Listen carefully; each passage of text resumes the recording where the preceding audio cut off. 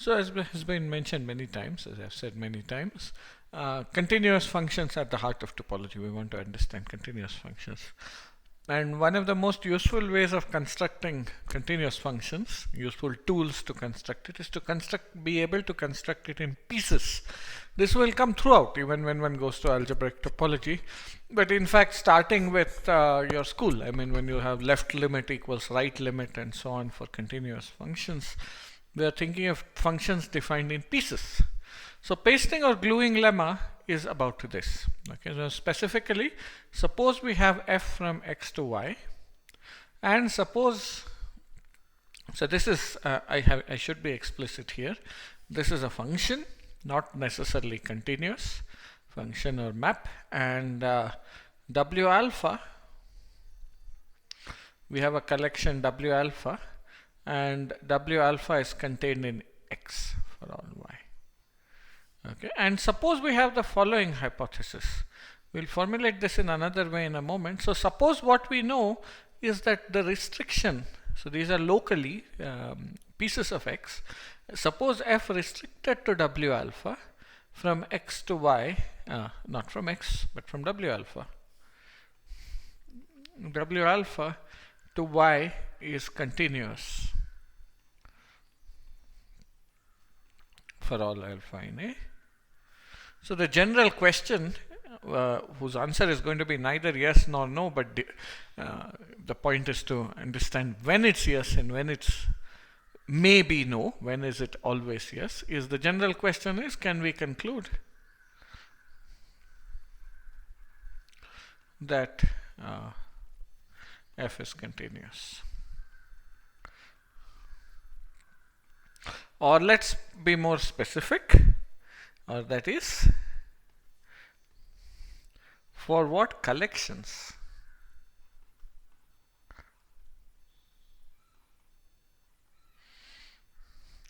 w alpha can we conclude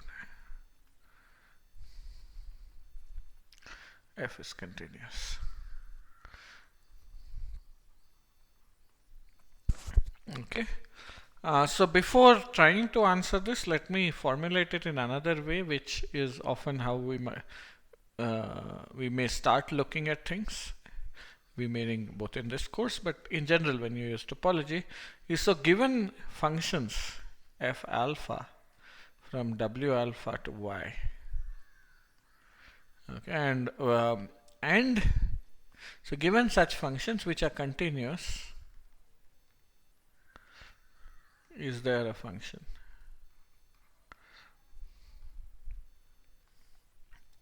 f from x to y with f restricted to w alpha equals f alpha? So often what we really have is we have a bunch of functions on subsets, on pieces, and we want to know whether we can paste or glue them together. Okay, this is not quite equivalent, almost equivalent, I'll come to in a moment, but leaving that minor point aside, we can think of this as two parts, so two steps. Okay, do we get a function f that is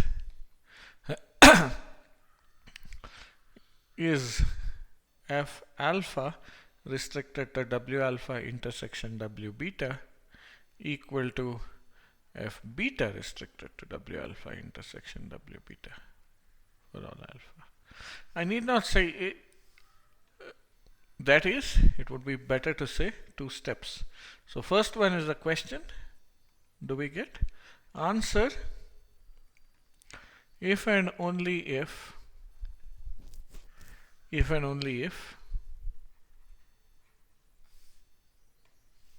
so if and only if this thing happens. So basically the functions, when if I have given on many pieces, wherever they overlap, they have to agree. Okay, and then the second question is, can we conclude f is continuous? The first step is something which has nothing to do with topology. It's just, do they agree as sets? But just to point out, in practice, if you know that you have a bunch of functions, you have to check that they agree. And if they agree, you have a function defined. But now if the functions are continuous, you want to also conclude the result is continuous. And that is what is really the topological condition. Okay, so let's leave this aside. So first of all, firstly, assume union of W alpha, alpha in A is X. So assume every point in X, so here's X and we have a bunch of W alphas. Assume that they cover, as I will define in a moment, all of X. Because otherwise if I have a point away from that, then there is no information from the restriction. Okay, it could still be continuous at that point if your topology was something like a discrete topology which makes everything continuous. For example, if the point was isolated, even if it's not in W alpha, it would still be continuous at that point, but that's a pathological case of no particular interest. So assume this is this thing, and the Sauvel's definition is a collection W alpha, alpha in A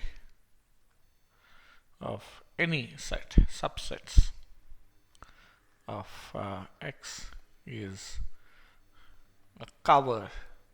This is a pure set concept if the union alpha in A of W alpha equals X. So we have a cover and we have functions on the cover. We have not specified the nature of these, and what we want to say is that we have a function on X. Again, it should have been obvious, but let me, F is continuous. It has to be with respect to the subspace topology. If it was with respect to some other topology, why could we say anything at all about X? Yeah, with respect to the subspace topology. Okay, so this is the question we are faced with, and this is going to be central. Again, to recap, what we are doing is we have a bunch of functions locally defined typically, and we can glue them together as set theoretic functions, and we want to know whether we can conclude this is continuous or not. Okay, we'll formulate this, we'll see some criteria, and then in the next video we'll see another criteria, the one which we'll use more. And the first criterion is easier to prove, not quite as useful as the second, which is a little more subtle actually. So here we'll look at things to try to get a positive criterion, which is obvious. Okay, so what we have is, suppose we have the following data. We have F mapping X to Y,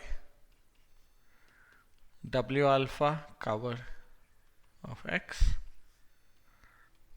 and we are given, so we have witness or evidence or proof of F restricted to W alpha, which will map W alpha to Y, is continuous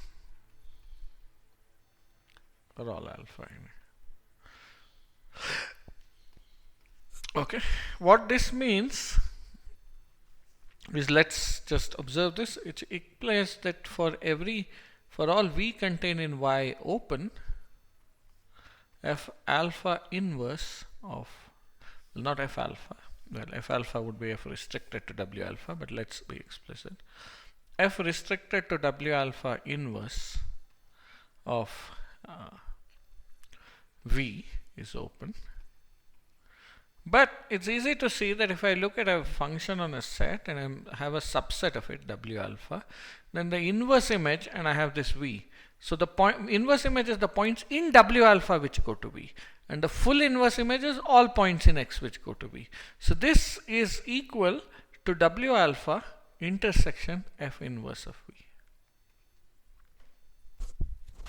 Okay, so thus for each V, W alpha intersection F inverse of V is open.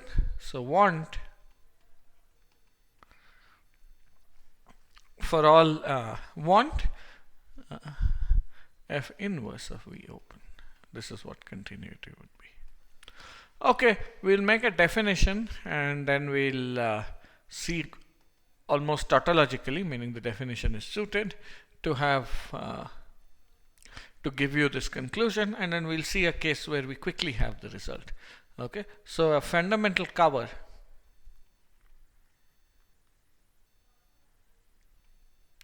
or since we already have W alpha, alpha in A is a fundamental cover. This is the definition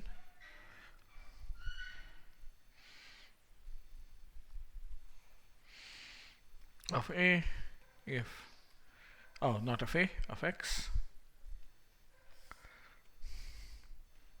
if X, if V is contained in X is open, exactly is equivalent to V intersection W alpha is open in X, just for emphasis, is equivalent to V intersection W alpha is open in W alpha for all alpha in A. Okay, fundamental cover means openness can be determined by looking at the intersection and seeing that that set is relatively open.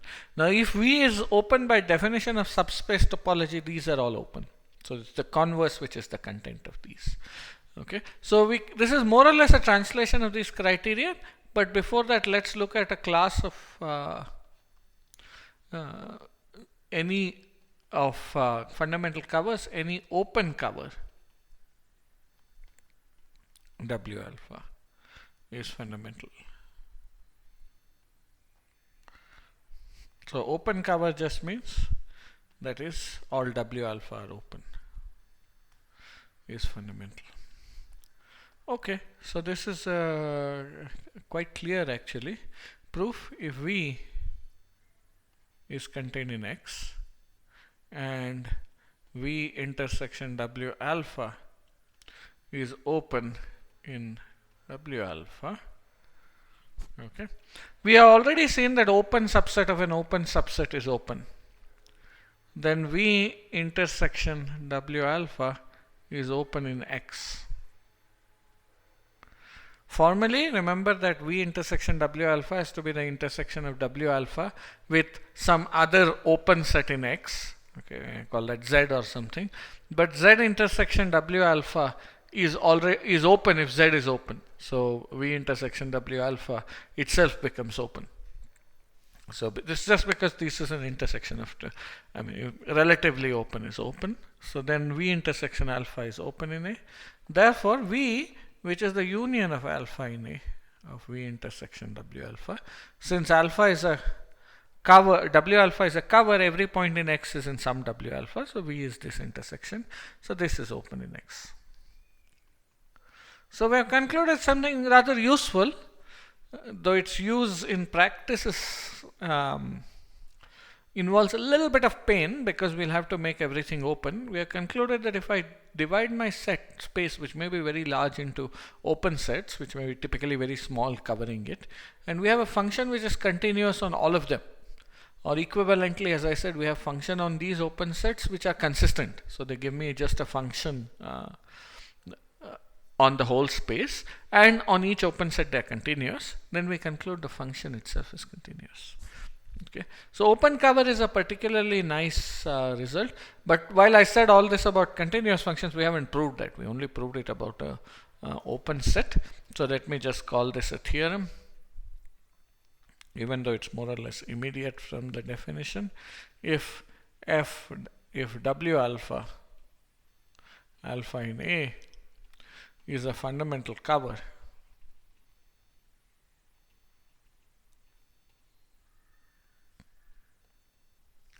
and F maps X to Y, then F is continuous if and only if F restricted to W alpha is continuous for all alpha in A. One half of this we didn't explicitly prove before, but the subspace topology has the property that if I restrict to any subspace with it, it becomes continuous. What we explicitly proved was the inclusion map is continuous. So this is just the composition. This is F composed with inclusion map I alpha. So one side is that this I alpha we proved is continuous. So if f is continuous, this is true. Okay, so if f is continuous, let me might as well write that to dispose of it. If f is continuous, then for all alpha in A, f restricted to W alpha, this is f composed with I alpha is continuous, as the inclusion I alpha from W alpha to X is continuous. Subspace topology was chosen so that this happens. It was the coarsest topology with this. Okay, conversely, so suppose f restricted to W alpha is continuous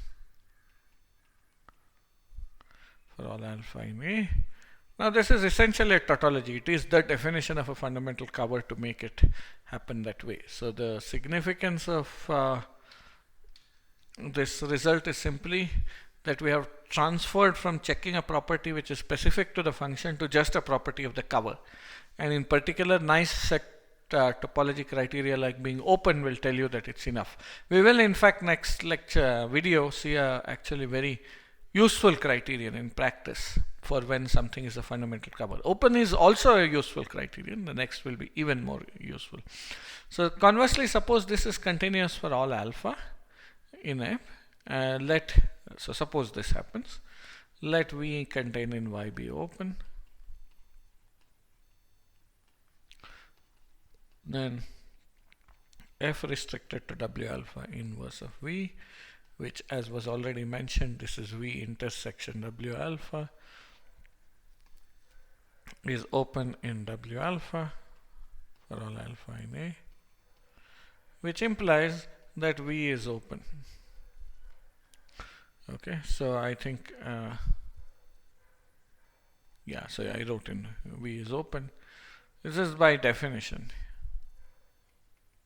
in X, by definition of fundamental cover. So we took a V which is open and we showed that its inverse image is open. So by definition of fundamental cover, we have this criterion for continuity. That is, we can glue things together when, say, if the pieces are continuous and the result is going to be continuous. Or rather, if we just were given the pieces, they just have to be consistent as functions, and then the resulting glued function or pasted function is automatically continuous.